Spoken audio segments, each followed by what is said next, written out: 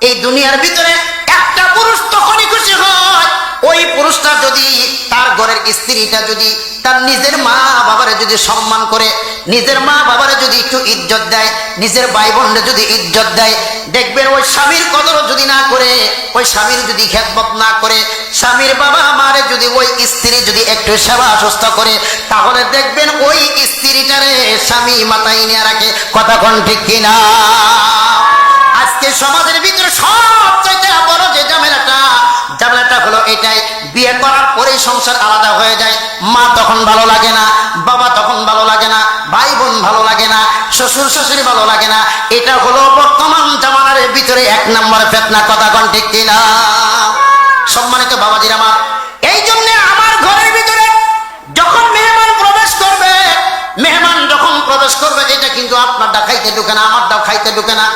কারণ মেহমানেরটা তিনারটাই খাইতে ঢুকে। আমার ঘরে মেহমানের হক আছে বিদেই আমার ঘরের ভিতরে মেহমান ঢুকছে, এটা আমারটা আপনারটা খাইতে ঢুকে না। এই জন্য মাঝে মধ্যে বোনটারা বিয়ে দিয়ে দিয়েছেন, বোনটারা মাঝে মধ্যে দাবাত জানিয়ে আসবেন, ভগ্নিপতিরে দাবাত জানিয়ে আসবেন। ফুফুটার বিয়ে হয়ে গেল, ফুফুর আব্বা চলে গেছে, মা দুনিয়া থেকে চলে গেছে, ফুফুটার বিয়ে হয়ে গেছে 10 বছর, 20 বছর, 50 বছর হয়ে গেল। ওই ফুফুটার মনে চাই আমার নিজের মার বাড়িটা একটু দেখে আসি, বাবার বাড়িটা একটু দেখে আসি, তার বিচারে একটু পাড়ায় আসি, কিন্তু কদরও করে না, এই জন্য আসে না। এই জন্য মাঝে মধ্যে ফুফুদেরকে দাওয়াত দিয়ে নিয়ে আসবেন, বোনদেরকে দাওয়াত দিয়ে বাড়িতে নিয়ে আসবেন, ভগ্নিপতিদেরকে মাঝে মধ্যে দাওয়াত দিয়ে বাড়িতে নিয়ে আসবেন। চাচারা যদি দূরে থাকে, চাচাদেরকে মাঝে মধ্যে দাওয়াত দিয়ে বাড়িতে নিয়ে আসবেন। আইনা মাঝে মধ্যে খানা দানার ব্যবস্থা করবেন, মেহমানদারির ব্যবস্থা করবেন। যদি এইভাবে মেহমানদারি করতে পারেন, খুশি হবেন কে? শুধু খুশি হবেন না, যদি কোন ব্যক্তি মেহমানদারি করে, মেহমানদারি করার পরে যদি সে সন্তুষ্ট থাকে, আল্লাহর নবী বলেছেন ওই সমস্ত মানুষগুলির কিয়ামতের ময়দানে জান্নাতের ভিতরে স্পেশাল একটা বালাখানা দান করবে। কোন কোন সাহাবায়ে কেরামের ইতিহাস খুঁজলে তো পাওয়া যায়, একদিন, 2 দিন, 3 দিন না, একটানা 3 মাস পর্যন্ত বাজার ঘরের মধ্যে থাকতো না, 3 মাস বাজার হইতো না, কিন্তু তারপরেও তারা মেহমানদারি করা বাদ দিত না, মেহমানদারি করা বাদ দিত না। নবীজির একজন প্রাণপ্রিয় সাহাবী হযরতে তালহা রাদিয়াল্লাহু তাআলা আনহু, নাম আপনারা অনেকে শুনছেন, খুব পছন্দের একজন সাহাবী। এই তালহা রাদিয়াল্লাহু তাআলা আনহুর স্ত্রী একদিন বলতেছে, প্রাণের স্বামী, গত 3 মাস ধরে বাজার করেন না। কয় মাস? 3 মাস ধরে বাজার করেন না। আপনি ইনকাম করেছেন, ওখান থেকে কিছু কয়েন জমায় জমায় রাখছি, কিছু টাকা জমায় জমায় রাখছি, ওখান থেকে কিছু কয়েন জমা হয়ে গেছে, এই কয়েনগুলি নেন, বাজারের ব্যাগ দিলাম, বাজারে যান, বাজারে যাইয়া ব্যাগ ভর্তি করে বাজার করে নিয়ে আসেন, অন্তত একটা বেলা আমি আপনি সন্তানকে নিয়ে তৃপ্তি সহকারে খাই। সম্মানিত বাবাজির আমার, তালহা রাদিয়াল্লাহু তাআলা আনহু বাজারের ব্যাগটা হাতের মধ্যে নিলেন, কয়েনগুলি হাতের মধ্যে নিয়ে সোজা বাজারের দিকে যখন যাওয়া শুরু করে দিলেন, ইতিমধ্যেই রাস্তার মধ্যেই মসজিদের ভিতর থেকে আযান চলে আসলো, হাইয়া আলাস সালাম, হাইয়া আলাল ফালাহ, নামাজের দিকে এসো, কল্যাণের দিকে এসো। যখন ডাক কানের ভিতরে চলে আসলো, তালহা রাদিয়াল্লাহু তাআলা আনহু সঙ্গে সঙ্গে বাজার করা বাদ দিয়ে সোজা মসজিদের ভিতরে ঢুকলেন। আচ্ছা কোন তো দেখি, আযান যখন হয় আগে বাজার না আগে নামাজ? আগে কিন্তু নামাজ, কিন্তু আমাদের বেলায় কি আগে বাজার হয় না আগে নামাজ হয়? বাজারের ভিতরে কিন্তু ওয়াক্তিয়া মসজিদ আছে। আসরের সময় আপনি বাজারের ভিতরে ঢুকছেন, বাজারের ভিতরে আযান হলো, জামাত চলতেছে, মসজিদের সামনে দিয়ে আপনি ঘোরাঘুরি করতেছেন, বাজার ঘাট আপনি করতেছেন, ওই দিক দিয়ে নামাজ চলতেছে, আমি তো নামাজের কোনো খেয়ালই নাই, আমি শুধু বাজারের ধান্দায় আছি। এই জন্য কোন একজন কবি বলেছেন, দুনিয়াটা করা টুকটাক, পরকালটা করা আগে ঠিকঠাক, কিন্তু আমাদের হয়ে গেছে উল্টা, আমরা দুনিয়াটাই করতেছি ঠিকঠাক, পরকালটাই করতেছি টুকটাক। মনে চাইলে নামাজ পড়তেছি, মনে না চাইলে নামাজ পড়ি না। এমনও তো নামাজ আছি সপ্তাহে শুধু একদিন নামাজ পড়ে, আবার এমনও নামাজ আছি বছরে শুধু একবার নামাজ পড়ে, 2 ঈদের নামাজ পড়ে। আবার এমন মুসল্লি আছে বছরে 2টা ঈদের নামাজও পড়ে না। তখন শুধু জানাজার নামাজে যায় শরীক হয়। আবার এমনও মুসল্লি আছে জানাজার নামাজও যায় না, ঈদের নামাজও যায় না, জুমার নামাজও যায় না, বছরে একটা দিনও আল্লাহর কুদরতি পায়ে সেজদা দেয় না। কথা কোন ঠিক কিনা? একটা মানুষের হায়াতে জিন্দিগিতে 70 থেকে 80 বছর হায়াত পাইলো, এই হায়াতের মধ্যে থেকে 20 বছর বয়স যখন হয়ে গেল, এই 20 বছর বয়সের ভিতরে বিদেশ বাড়ি চলে গেল। বিদেশ বাড়ি যাইয়া একটা না 30 বছর বিদেশ বাড়ি করলো। 30 বছর বিদেশ বাড়ি থাইকা অনেকগুলি টাকা অর্থ সম্পদ আয় করলো, বাড়িতে আসলো। বাড়িতে আইসা তার বয়স হয়ে গেল 70 বছর। এই 70 বছর বয়সের ভিতরে একটা বিল্ডিং সাজায় শুরু করলো, বিল্ডিং দেওয়া শুরু করলো। 1 বছর সময় লেগে গেল বিল্ডিং দিতে। বিল্ডিং এর কাম শেষ, রং করা শেষ, সবকিছু কমপ্লিট হয়ে গেছে। ঘরের ভিতরে ঢুকবে, পালিশমেন্ট হয়ে গেছে। ওই দিন দোয়া দরুদ পরে ঘরের ভিতরে ঢুকবে, কিন্তু দেখা গেল ওই দিন আল্লাহর বান্দা ঘরের ভিতরে ঢুকে নাই, দুনিয়া থেকে বিদায় হয়ে কবরস্থানে। কথা কোন ঠিক কিনা? তাহলে এই 60-70 বছর জিন্দেগিতে আল্লাহ যে হায়াতটা আমাকে দিলেন, আল্লাহ বলছেন আমার ইবাদত কর, আমার বন্দেগী কর, আমার গোলামি কর, আমার দাসত্ব কর। এই জন্যই আমি তোর দুনিয়ার ভিতরে পাঠাইছিলাম। কিন্তু দুনিয়াতে আসার পরে তো এগুলি কিছুই করলাম না, শুধু দুনিয়া দুনিয়া দুনিয়া নেই ব্যস্ত থাকলাম, পরকালে কোনো চিন্তাই করলাম না। এই জন্য দুনিয়াটা আস্তিক থেকে আমরা টুকটাক করব, পরকালটা আগে ঠিকঠাক করব। কারণ ওই পরকালটা হলো আমার ক্ষণস্থায়ী জিন্দিগি, যে জিন্দিগির শুরু আছে কোনোদিন শেষ নাই, কিন্তু এই দুনিয়ার শুরু আছে শেষও আছে। কথা কোন ঠিক কিনা? তাহলে এই দুনিয়াতে কয়দিন আমরা থাকতে পারবো? 60-70 বছর জিন্দিগিতে আপনাকে আমাকে দুনিয়ার ভিতরে পাঠানো হয়েছে, অথচ এই সামান্য হায়াত গোটা জিন্দিগিটাই আমরা কামাই রোজগারের মধ্যে বিল্ডিং এর মধ্যে কাটাই দিলাম, আল্লাহর ইবাদত বন্দেগী কিছুই করলাম না। তাহলে লম্বা জিন্দিগির সফর আমার আপনার জন্য সামনে অপেক্ষা করতেছে। ওই জিন্দিগির জন্য আমি আপনি কি করলাম? বাবার দরকার আছে কিনা? সম্মানিত বাবাদের আমার, তাহলে কথা বলছিলাম তালহা রাদিয়াল্লাহু তাআলা আনহুর কথা। ভ্যাটকে নিয়ে যখন বাজারের দিকে যাওয়া শুরু করে দিলেন, আজান যখন কানের ভিতরে চলে আসলো, সঙ্গে সঙ্গে মসজিদের ভিতরে ঢুকে গেলেন, নামাজ আদায় করলেন। নামাজ পড়া যখন শেষ হয়ে গেল, নবীজি সাহাবায়ে কেরামের দিকে ঘুরে দ্বীনি আলোচনা করা শুরু করে দিলেন। তালহা রাদিয়াল্লাহু তাআলা আনহু ওই বসতে বসে বসে দ্বীনি আলোচনা শোনা শুরু করলেন। আলোচনা করতে করতে শুনতে শুনতে মাগরিবের নামাজের সময় হয়ে গেল। মাগরিবের আযান হলো, জামাত হলো। নামাজ যখন কমপ্লিট হয়ে গেল, নামাজ শেষ করে পরে আবার নবীজি সাহাবায়ে কেরামদেরকে দ্বীনি আলোচনা শোনাচ্ছিলেন। তালহা রাদিয়াল্লাহু তাআলা আনহু ওই বসতে আবার দ্বীনি আলোচনায় শুনলেন। এই শুনতে শুনতে এশার নামাজের সময় হয়ে গেল। এশার আযান হলো, আবার নবীজি এশার নামাজের পরে দ্বীনি কিছু আলোচনা করে অনেক দূর দূরান্ত থেকে নবীজির কাছে সাহাবায়ে কেরামরা আসতেন, অনেক দূর দূরান্ত থেকে মানুষগুলি চলে আসতেন। প্রতিদিনের তুলনায় ওই দিনও নবীজি কোন কোন সাহাবায়ে কেরামের হাতে 5 জন উঠায় দিলেন, 10 জন উঠায় দিলেন, 3 জন উঠায় দিলেন। তোমার হাতে 3 জন দিলাম, মেহমানদারি তুমি করো। তোমার হাতে 5 জন দিলাম, তুমি মেহমানদারি করো। এই করতে করতে একজন রয়ে গেছে।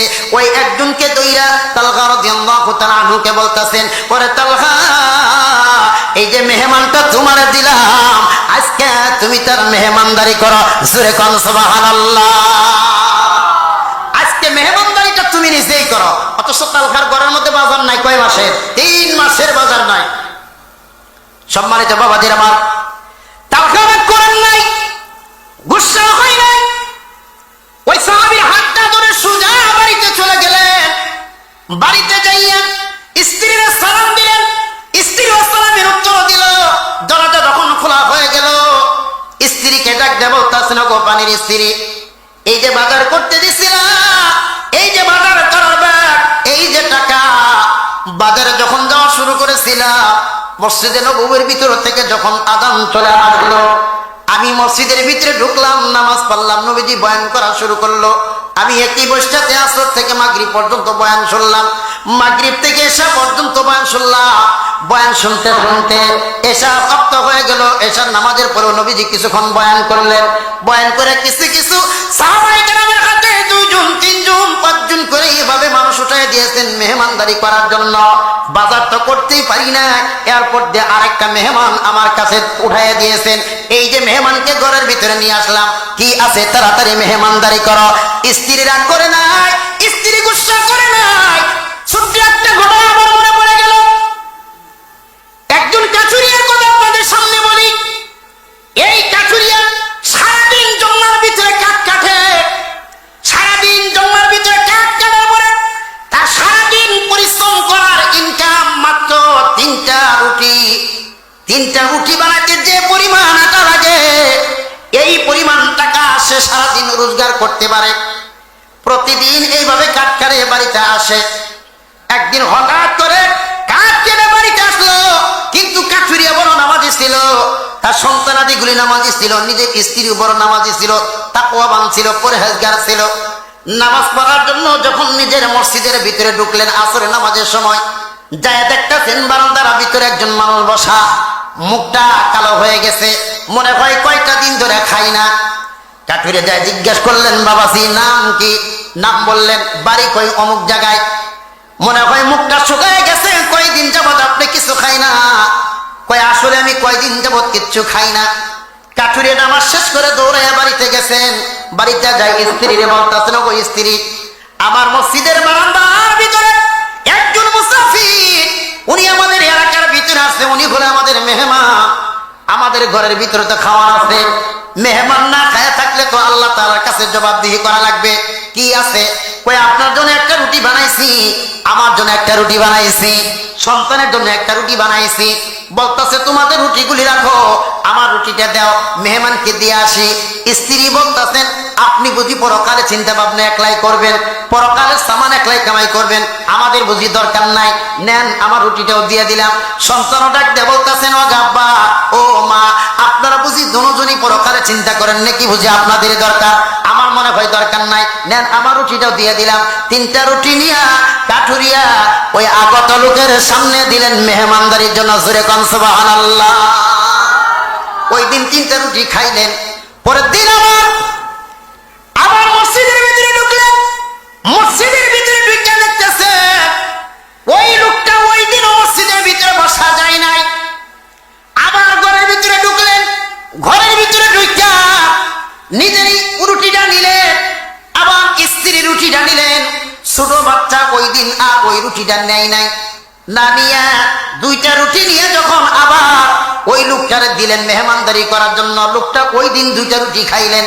খাওয়ার পরে তৃতীয় দিন আবার যখন কাঠুরিয়া মসজিদের ভিতরে ঢুকছে, ঢুকা দেখতেছে লোকটা আজকে আর যায় নাই, আজকেও বসা।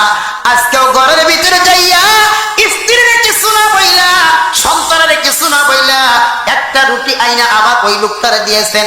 সামনে দিয়ে বলতেছেন, আল্লাহর বান্দা, আপনার রিকোয়েস্ট করে বলি,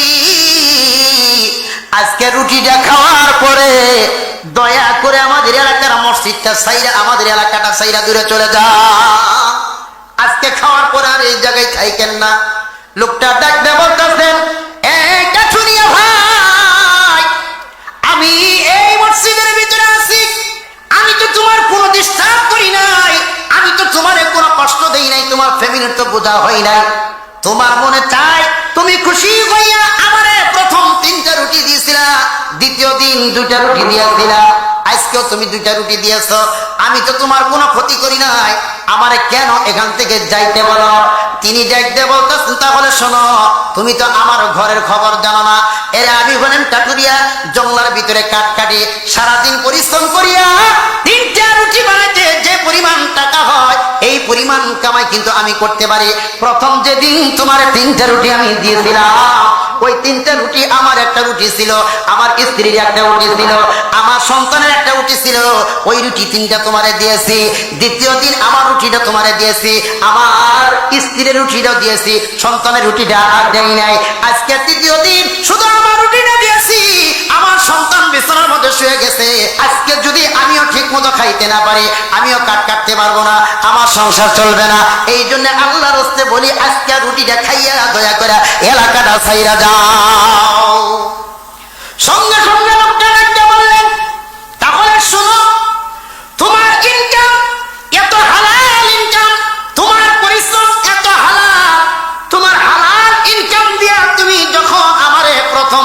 দেয়া রুটি তুমি আমারে প্রথম দিন দিয়েছিলে মেহমানদারি করার জন্য। ওই 3টা রুটি খাইয়া আমি যখন মসজিদের বারান্দার মধ্যে ঘুমায়া গেলাম, ওই দিন একবার দুইবার নয়, 3বার আমি আমার নবীজিকে স্বপ্নে দেখেছি। স্বামীরে টাইনে নিয়ে ঘরের এক কোণার মধ্যে দুইটা বলতেছে, ওই যে একটা বস্তা আছে নামায়া দেন। আমরা ধান মাড়াই করার পরে যে তুষ থাকে, তুষ, ওরকম তুষ কাউনের বা গমের কিছু তুষ আছে, এগুলি নামাই দিয়ে আস্তে আস্তে জারতেছেন। জারতে জারতেই অল্প কিছুক্ষণের মধ্যে দেখা গেল কিছু খুদ বাইরে হলো। খুদ, এই খুদগুলো এক জায়গায় করলেন, সুন্দর করে পিষলেন, মাড়াই করলেন। মাড়াই করার পরে অল্পতেই 3টা রুটির ব্যবস্থা হয়ে গেল। 3টা রুটি বানাইয়া স্ত্রী ও স্বামীকে বলতেছেন, অগোপানের স্বামী, এই রুটি 3টা নিয়ে মেহমানের সামনে দিবেন। সামনে দিয়ে খবরদার আপনি কিন্তু তার সামনে বসবেন না। যদি আপনি বসেন তাহলে মেহমান আপনাকে রাইখা কিন্তু একা খাইবে না, আপনাকেও একটা রুটি খাওয়াইতে হবে। কারণ আপনি যদি একটা রুটি খান, মেহমান যদি একটা রুটি খায়, তাহলে তার পেটটা ভরবে না, সারা রাতবার ক্ষুধায় যন্ত্রণায় ছটবট ছটবট করতে থাকবে। এই জন্য রুটি 3টা দিয়া বাতি নিবাই দিব, খাওয়ার বাহানা দেখাবো। বাহানা দেখাইয়া বলবো আমাদের খাওয়া কমপ্লিট হয়ে গেছে। এই বাহানা দেখাইয়া সাহাবীরে 3টা রুটি খাওয়াইছেন, পরিপূর্ণভাবে খাইছেন।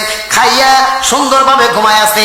সকালবেলা যখন আজান হয়ে গেছে, তালহা রাদিয়াল্লাহু তাআলা আনহু ওই সাহাবীরা 2রা যখন মসজিদে নিয়ে গেছে, প্রতিদিন নবীজি সাহাবায়ে কেরাম দিকে উদ্দেশ্য করে দিনই কত আলোচনা করেন, ওই দিন কোনো আলোচনা করলেন না। সবাই যার যার মতো চলে যাইতেছে। তালহাও যাওয়া শুরু করে দিয়েছে। নবী ডাক দেব না, গো তালহা,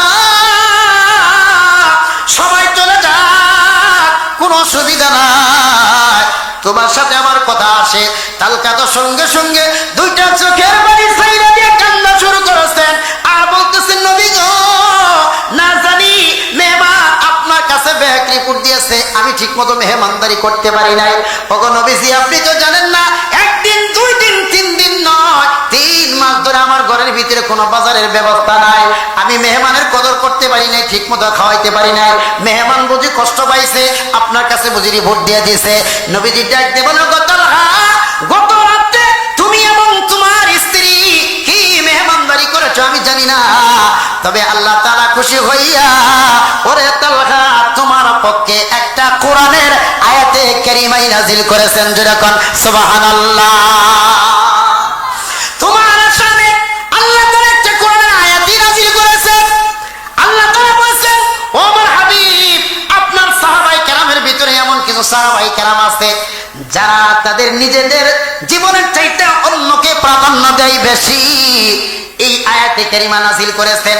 আর নবীজি ডাকতে বললেন, ওগো তালহা, তুমি এবং তোমার স্ত্রী যে মেহমানদারি করেছো, এই মেহমানদারির খাতিরে আল্লাহ এত খুশি হয়েছে, খুশি হইয়া তোমাদের জিন্দেগিতে যত নেক অর্জন করার দরকার, একই মেহমানদারির খাতিরে আল্লাহ তা দিয়ে দিয়েছে। যদি জান্নাতের ভিতরে স্পেশাল একটা বালাখানা পাইতে চান, ওই বালাখানার ভিতরে যদি ঢুকতে চান, তাহলে 3টা সুন্নতের কথা বলছি, তার ভিতরে একটা সুন্নতের নাম হলো মেহমানদারি করতে হবে। আজ থেকে আপনার বাড়িতে যখন মেহমান আসবে, অন্তত পক্ষে 1 গ্লাস পানি দিয়ে হলো মেহমানদারি করবেন। 2 নম্বর সুন্নত, ওয়া আফশাস সালাম, তোমরা পরস্পরের ভিতরে সালাম কালামের ব্যবধান বাড়াইয়া দিবা। একজন আরেকজনকে দেখলে কি করবা? সালাম দিবা। সালাম তো আমরা দেই না, সালাম কিন্তু আমরা দেই, কিন্তু সালামের ভিতরে এখন বহু কোয়ালিটি। সালাম এখন উস্তাদিসে দেখি, গরিব যারা আছে গরিবদেরকে কেউ সালাম দিতে চায় না, ধনী যারা আছে ধনীদেরকে সবাই সালাম দেয়, কিন্তু গরিবেরকে সালাম দেয়, গরিবদেরকে সালাম দেয় না। সালাম দেওয়া যেমন সুন্নত, আবার এই সালামের জন্যই কিয়ামত। আল্লাহ রাসূল বলছেন, কিয়ামত অতি নিকটে, যখন দেখবা একজন একজনকে সালাম দিচ্ছে, পরিচিত যারা তা শুধু তাদেরকেই সালাম দেয়, কিন্তু অপরিচিত মানুষকে কেউ সালাম দেয় না। একজন মানুষ অপরিচিত আমার এলাকার ভিতরে আছে, অনেকে জিজ্ঞেসও করে না, সালাম তো দূরের কথা, অথচ ওই মানুষটা অপরিচিত আমার কাছে যখন আসে, ওই লোকটার একটা মুচকে হাসি দেয়া, একটু সালাম দেন, সালাম দেয়া জিজ্ঞেস করেন, ভাই বা চাচা আপনার বাড়ি কই, দেখবেন লোকটা মুচকে হাসি দেয়া সালামের উত্তরটা দিয়া আস্তে আস্তে পরিচয় দিবে। পরিচয় দিতে দিতে দেখবেন যে দুইজনের ভিতরে এমন সুসম্পর্ক হয়ে গেছে, এমন মহব্বত হয়ে গেছে, না জানি এই লোকটার সাথে আমার কত জন্মের মহব্বত ছিল। একে অপরের দিকে হবে, মহব্বতটা বাইরে যাবে। এই জন্য সালাম শুধু ছোট উচ্চনীতকে দিবেন না, ধনী দিকে শুধু সালাম দিবেন না। যে মেম্বার মানুষ আমি কিনলেই সালাম দিব, আমি এলাকার মেম্বার গরিব যারা আছে আমার সালাম দিবে, আমি এলাকার চেয়ারম্যান আমি কেন সালাম দিব, এলাকার মানুষ যারা আছে তারা আমাকে সালাম দিবে, আমি মসজিদের হুজুর আমি কেন সালাম দিব, এলাকার মুসল্লি যারা আছে তারা আমাকে সালাম দিবে না। নবীজি বলেছেন তুমি আগে সালাম দিবা। তুমি আগে সালাম দিলে দুইটা লাভ। এক নম্বর লাভ হচ্ছে আগে সালাম দিবা, তোমার ভিতরে কোনো অহংকার থাকতে পারে না, থাকবে না, আল্লাহ অহংকার চুরমার করে দিবে। 3 নম্বর সুন্নাত, নবীজি বলেছেন দুনিয়ার মানুষ যখন ঘুমায়া যায়, রাত যখন 4 ভাগের 1 ভাগ 2 ভাগ চলে যায়, গভীর রজনীতে মানুষ যখন ঘুমায় তখন একটা নামাজ আছে, ওই নামাজটার নাম কি? তাহাজ্জুদের নামাজ। ওই নামাজটাও পড়বেন। হয়তো বলতে পারেন হুজুর কি এমন ওয়াজ শুরু করে দিলেন, তাহাজ্জুদের নামাজ যদি পড়বো, আমরা তো ওয়াক্তের নামাজই পড়ি না। ওয়াক্তের নামাজই তো পড়ি না, তাহাজ্জুদের নামাজ কখন পড়বো? ওয়াক্তের নামাজও পড়তে হবে, কারণ নামাজ যদি কোনো ব্যক্তি না পড়ে সে কোনোদিন ইমানদারও হইতে পারে না, মুমিন হইতে পারে না। নামাজ যার নাই তার কোনো কিচ্ছুই নাই, নামাজ যার আছে সবই তার আছে। নামাজ পড়বেন, নামাজ পড়ে দান করবেন, ওই দানের লাভ আছে। নামাজ পড়বেন, হজ করবেন, ওই হজের দাম আছে। নামাজ পড়ে আপনি যাকাত দিবেন, ওই যাকাতের দাম আছে। নামাজ পড়ে একটা রোগীর সেবা সুস্থতা করবেন, ওই রোগী দেখার দাম আছে। কিন্তু নামাজ নাই, কোন আমলই আপনার নাই। মনে করেন নামাজ হলো এক, কি নামাজ হলো এক। এখন নামাজ পড়লেন, ডাইনে একটা শূন্য দেন, তাহলে কত হবে? 10 হবে। আরেকটা শূন্য দেন, কত হবে? 100 হবে। আরেকটা শূন্য দেন, কত হবে?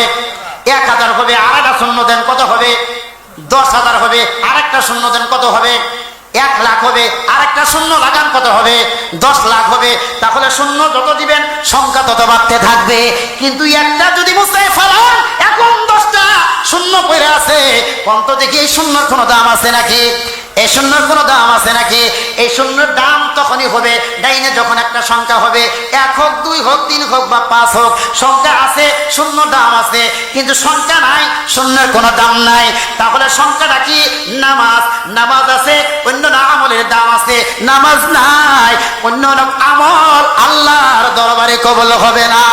এই জন্য দুনিয়ার সমস্ত মানুষগুলি যখন ঘুমায় যায়, ঘুমানোর পরে আপনি একাই উঠে যান, সব মানুষ ঘুমায় গেছে, ওযুটা বানাইয়া তাহাজ্জুদের নামাজটা পড়েন। তাহাজ্জুদের নামাজটা এমন একটা গুরুত্বপূর্ণ নামাজ।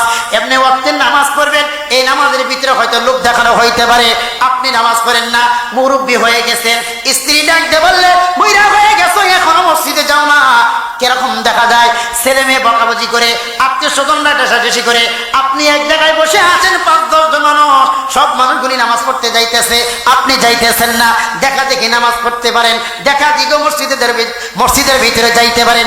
তাহলে এই নামাজগুলির ভিতরে অহংকার থাকতে পারে, মানুষদেরকে দেখানোর জন্য হইতে পারে। কিন্তু তাহাজ্জুদের নামাজ এমন একটা নামাজ, এই কনকনা শীতের ভিতরে দুনিয়ার সমস্ত মানুষগুলি ঘুমায় গেছে, ঠান্ডা পানি দিয়া ওযু বানাইয়া, দুনিয়ার কেউ দেখে না, আপনি একা একা সিজদা দিচ্ছেন। এইটা দুনিয়ার কোনো মানুষকে দেখানোর জন্য নামাজ না, এটা হলো আল্লাহকে রাজি খুশি করার নামাজ। কথা কোন ঠিক কিনা? এই জন্য কেউ যদি আল্লাহর নিকটতম বান্দা হইতে চায়, আল্লাহর কাছাকাছি যদি যাইতে চায়, আল্লাহর পেয়ারা বান্দা হইতে চায়, তাহলে ওই ব্যক্তি যেন বেশি বেশি করে তাহাজ্জুদের নামাজ পড়ে।